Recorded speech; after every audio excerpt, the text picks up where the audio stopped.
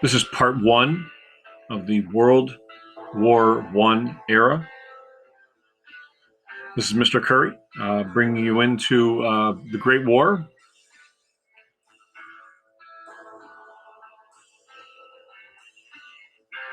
The picture on your screen you can see is of the Allied soldiers dealing with trench warfare, one of the biggest parts of components of World War I. We'll talk about that at length later on.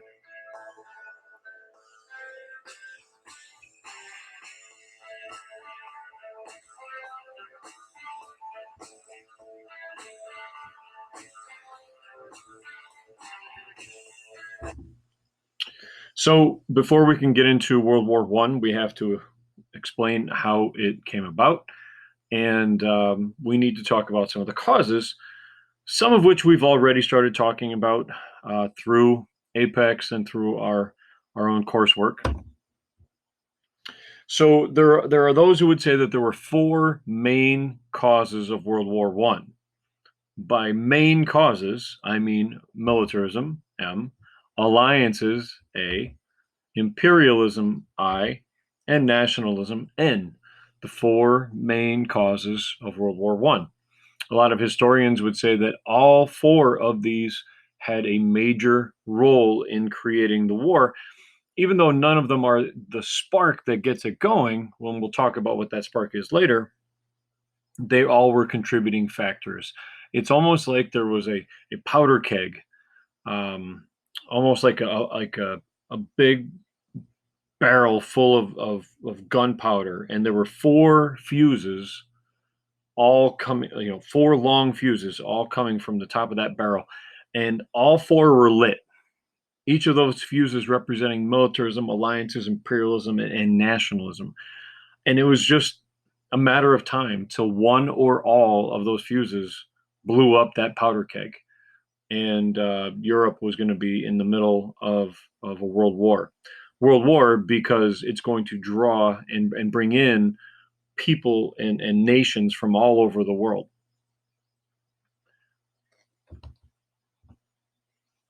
All of these things, militarism, alliances, imperialism, and nationalism, existed long before World War One got started, before 1914.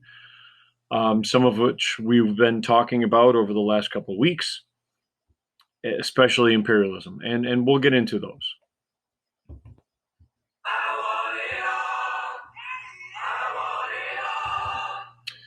Speaking of imperialism, no song defines imperialism more than Queen's "I Want It All," right? I mean, that's the idea behind imperialism.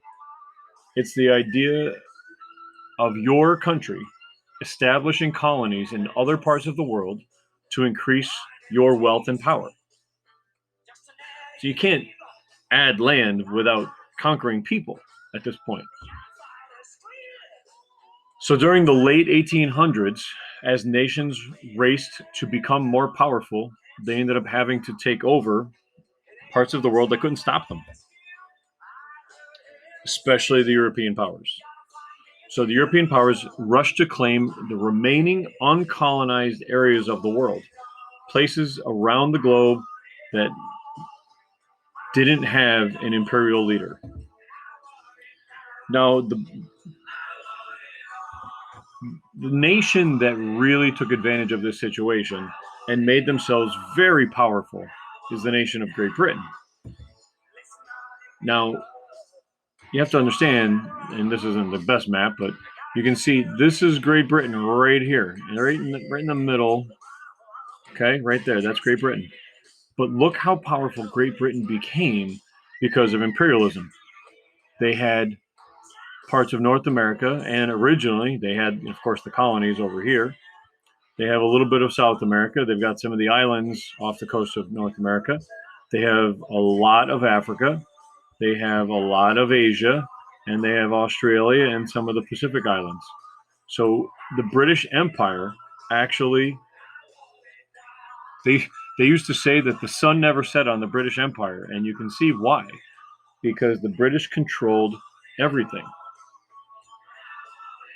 They were represented on every continent. Now, of course, the British have a rival, and their rival in all things is France. France is just across the English Channel from Britain. Here's Britain here. This is France right here, right across this English Channel, this narrow body of water right here. So here's France. Now, France did have a large portion of Canada and parts of the United States as well. They had lost that already at this point. They did have a little bit in the islands and in South America. They did have a nice portion of Africa, and they did have a little bit over here in Asia, this area that we today call Vietnam, Laos, and Cambodia. But we'll come back to that area later. This area right here, for the record, is Madagascar. You may have heard of Madagascar. It is the land of talking animals.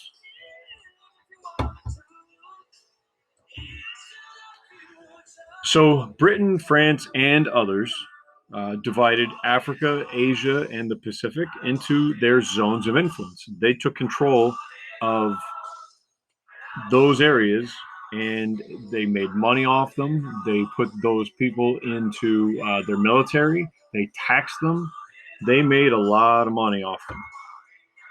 So you can see this is Africa. This is just Africa right here. And again, Madagascar is down here. You can see the European influence and control over the continent of Africa. Keep in mind, Africa is not a country. It is a continent of over 60 nations. And you can see now this is not representative of necessarily of all the nations, but you can see of the control that the European nations had of the African continent. And you can see the same thing happening over here in Asia, where you can see some of these areas that are controlled by even Germany over here, and Germany over here, and Guam, the United States. We were participating in this as well. Areas controlled by Japan, and you have French Indochina and the Dutch East Indies. This is all British India. You can see how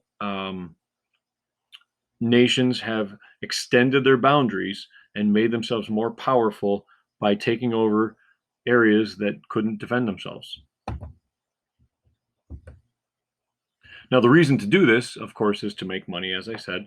And one of the ways that you made money was that you took their raw materials, you took their minerals, you took their trees, you took all the things that you could possibly make money from, take that stuff out and sell it to make money. Now, as you do this, you want this stuff, other countries want this stuff too. It creates rivalries. And when you have rivalries, it creates jealousy, it creates mistrust.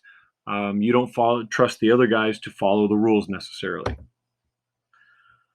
So let's talk a little bit about the effects of imperialism. And again, we're doing imperialism first because you've already kind of covered it in your Apex lessons.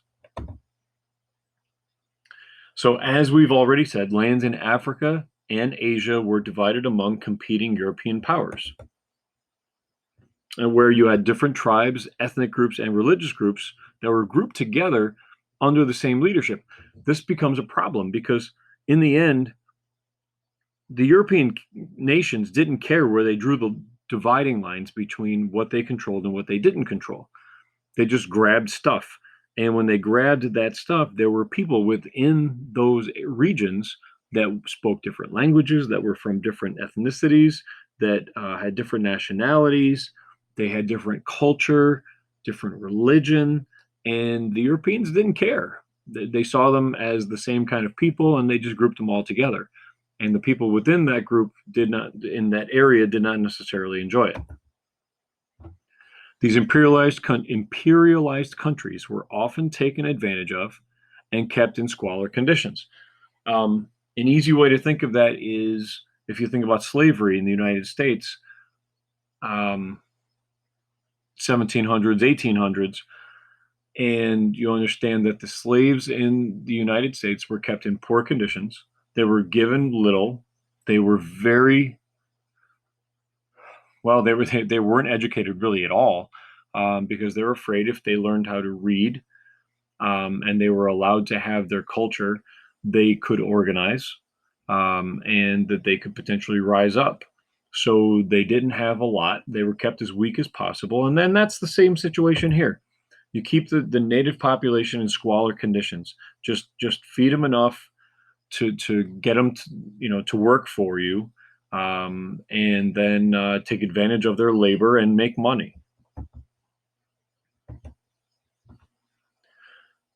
It wasn't just the European nations that were doing this. We were doing it, and some of the Asian nations, including Japan, was doing this too. And Japan is going to take advantage of this and later become a powerful enough that they're going to help create World War II. And you can see how broad by 1942. I mean, we're talking right now. We're in like 19 teens. Within 30, 40 years, you're going to see Japan really make a move here. I guess 30 years, right? And take over a lot of the Pacific area and control that whole region. Now, we're growing up, like you are growing up in a time frame where terrorism is and has been a big topic. It's kind of calmed down, the whole COVID thing and all the stuff we're dealing with today in 2020, 2021 has kind of knocked out the whole like terrorism thing. But between 9/11/01 and 2020, terrorism was kind of a hot topic. The United States, got punched in the face by terrorists. Well, it didn't just start on 9/11. I mean, this thing had been building since World War I. And it was a terrorist group that got the war started. I mean, I know we just talked about the four main causes of World War I being militarism, alliances, imperialism, and nationalism. And we're in the imperialism part of it now. But a terrorist group called the Black Hand from Serbia, led by Gavrilo Princip, actually fires that initial shot of World War I, where they assassinate the Archduke Franz Ferdinand of Austria-Hungary. And it was kind of a messed up situation where the Black Hand had really practiced over and over and over again how they were going to get Archduke Franz Ferdinand when he was visiting in Sarajevo. He was visiting the mayor of Sarajevo, and they were going to kill him to. And that's what terrorists do. They don't kill for the sake of killing. They kill to get you to ask, why are they doing what they're doing? Why is that group shooting people? Why are they blowing things up? Why are they doing what they're doing? That's the goal of terrorism. They couldn't get your attention one way, so they found another way. They're going to kill somebody, and they don't care who it is and how many people they kill, really. That's not the point of what they're doing.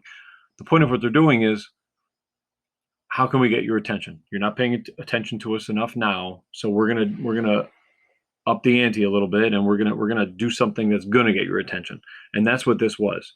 So Gavrilo Princip of the Black Hand and the other members had set themselves up all over the parade route in Sarajevo, and they were going to shoot Archduke Franz Ferdinand. Actually, they were going to throw a bomb at the parade. The car he was in and other cars were parading through the city of Sarajevo, and they were going to throw a bomb in front of one of the cars and get the cars to stop and then shoot the Archduke and his wife and whoever else they could get. Well, the guy who threw the bomb didn't throw the bomb in the right place. The bomb went off, and the Archduke and his car was able to get out of there. Others got injured, but the Archduke did not. The Archduke ends up going to the meeting with the mayor of Sarajevo, and very angrily going to the meeting because somebody just tried to kill him in the mayor's town. And after the meeting, which they did have, he decided to go and see the people who got hurt in the hospital, because he knew that the bomb was for him and that any of this potential violence was toward him, but they didn't get him. They got others within his group. So he wanted to go see how they were doing and check on them in the hospital. Now, Gavrilo Princip is very upset about how they failed this whole situation, and he is at a little coffee shop on the Apple Key, which is the street that this assassination failed. He's actually in a coffee shop, just kind of like crying at the counter, at the fact that he's failed, and all this training that he's done, and his Black Hand group has been a failure. Well, as he's sitting there at the counter, feeling sorry for himself, and he's about to leave, he notices that this car, the car the Archduke happens to be in on his way to the hospital to check in on the guys who got hurt in the bombing, happens to be driving up to the intersection right at the area where he's having his coffee. And so he steps outside, and at the intersection stops the open convertible of where Archduke Franz Ferdinand and his wife Sophia are sitting in the back.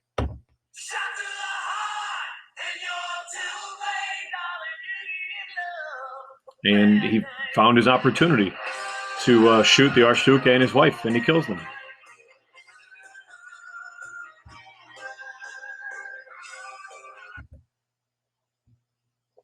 There's Gavrilo Princip. You see him with his little cheesy terrorist mustache. And this is the area that we're talking about here. There is Sarajevo. So you can see, just to give you some ideas, here is Britain. We've been talking about Britain. And this is France over here. This is Germany right here. This is Austria-Hungary right here. Here's Italy over here. This is Sarajevo, part of the Austro-Hungarian Empire. And this is Serbia right here. Okay. So Gavrilo Princip and the Black Hand were trying to get attention for their nationality, for their ethnic group who was looking for their independence. And so this is what they thought they needed to do in order to get the world's attention for that. So this is the region that we're talking about right here. This area is often called the powder keg of Europe because of the fact that a number of battles and wars have started there. Around that same time, over in Ireland, just to give you back to the map here, this is Ireland over here, part of Great Britain at the time. Here's Ireland right here. This region is Ireland, but it was controlled by the British, and the Irish, of course, did not like the fact that they were controlled by the British. And so one of the guys who's trying to lead the rebellion or the revolution against the British crown is Michael Collins. And there you go. You can see here's France over here, and here's the English Channel, as we talked about before. And this is the United Kingdom. All of this here, you see Wales and England and Scotland. This is all inclusive. Then you have Northern Ireland as well, and at the time Ireland. The Northern Irish. This is where the fights are happening. The southern part of Ireland is Catholic. The Northern Ireland is like Britain, Protestant. And this is where the tension lies, the fact that Ireland wants to be Catholic and independent, and that the British have control.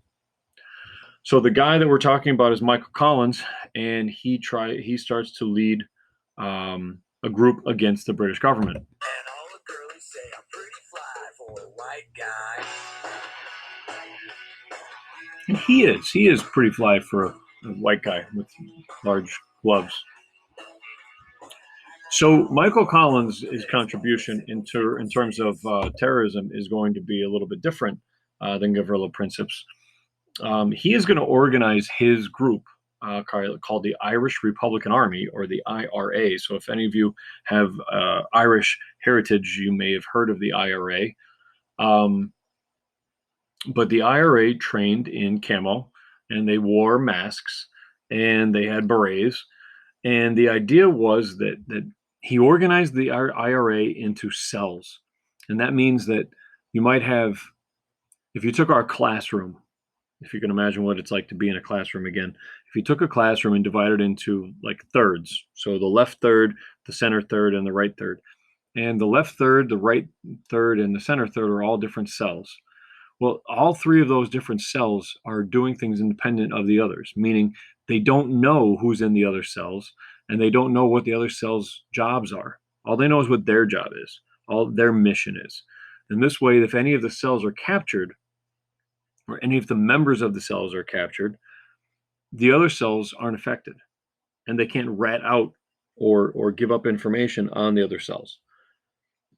Modern day terrorist groups have used Michael Collins' model to organize Al Qaeda and some of the other ISIS and other groups that are currently active in the Middle East.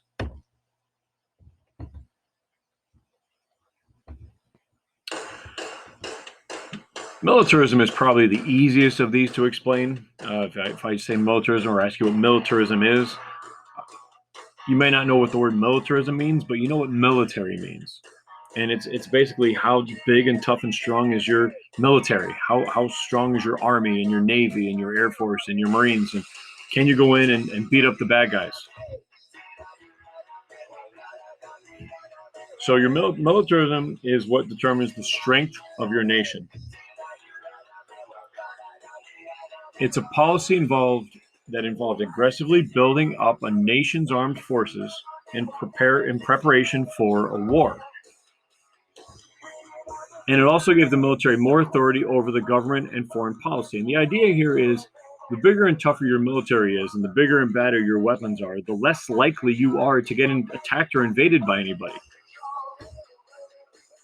So during World War One, some of the most famous weapons of World War One are the Big Bertha weapons, the tanks that would shoot off the Big Bertha shells. You can see the evolution of those. They would have them on the railroad tracks so that when they shot them, they would shoot the shell a couple hundred yards, but then the tank itself would kick back on the tracks, and so they'd have to roll it back up to where they needed it and shoot it off again.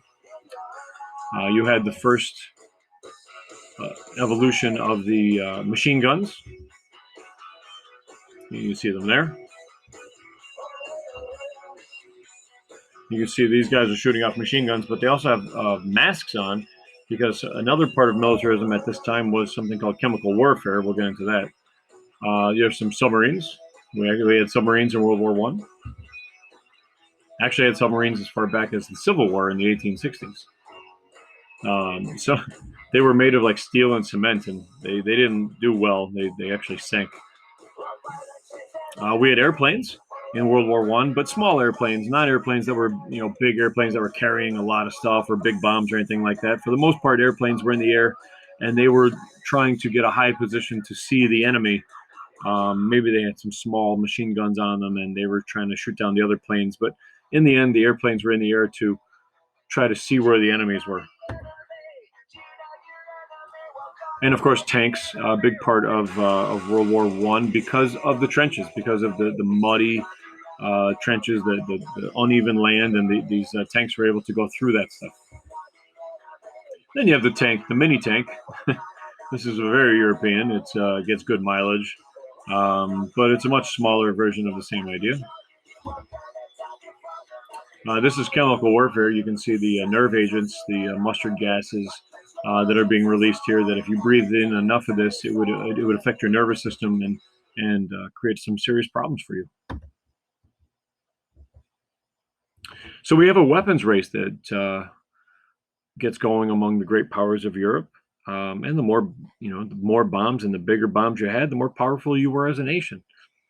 And the more you kept planning on your weapons and your military and preparing for war, and the more you spent on this stuff, it made war more likely. You're more likely to fight somebody if you've been preparing for it.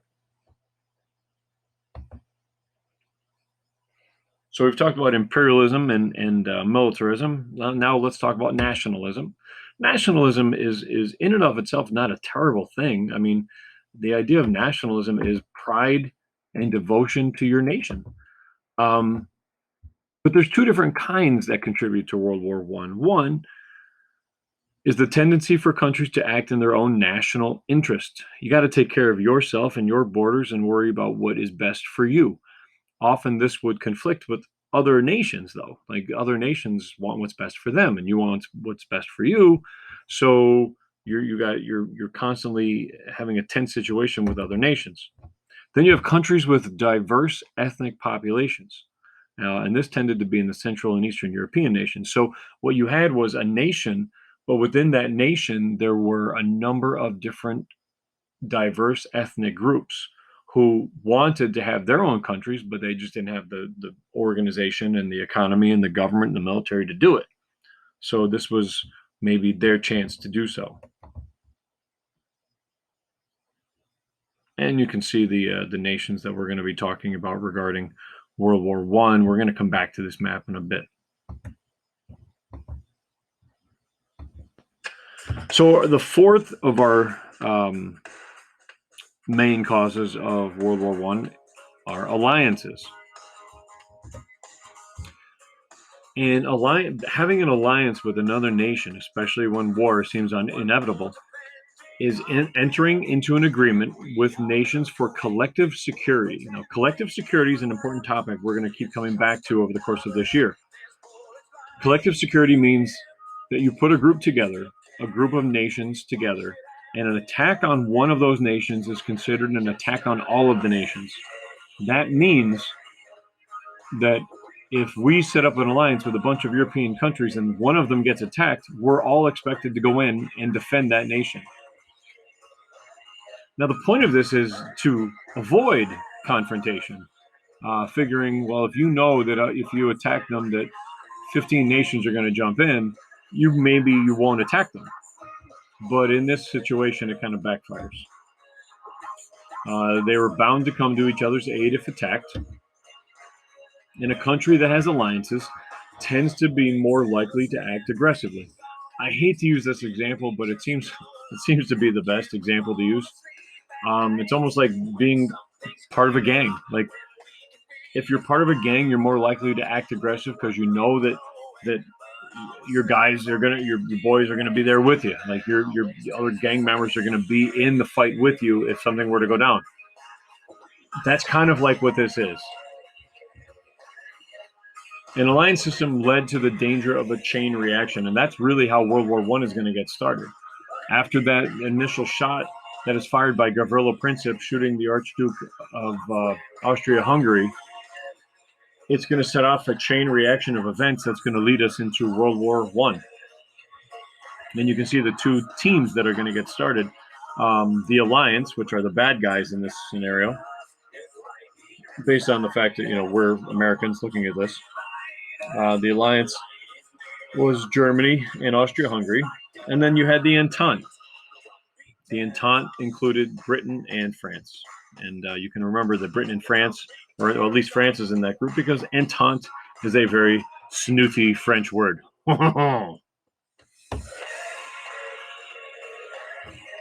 So what you can see is what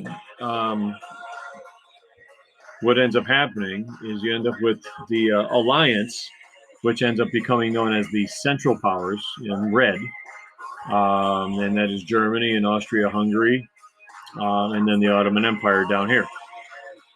And then you have the Entente, which is France and Britain. And then later on ends up making a big friendship here with Russia, and we'll get into that as well.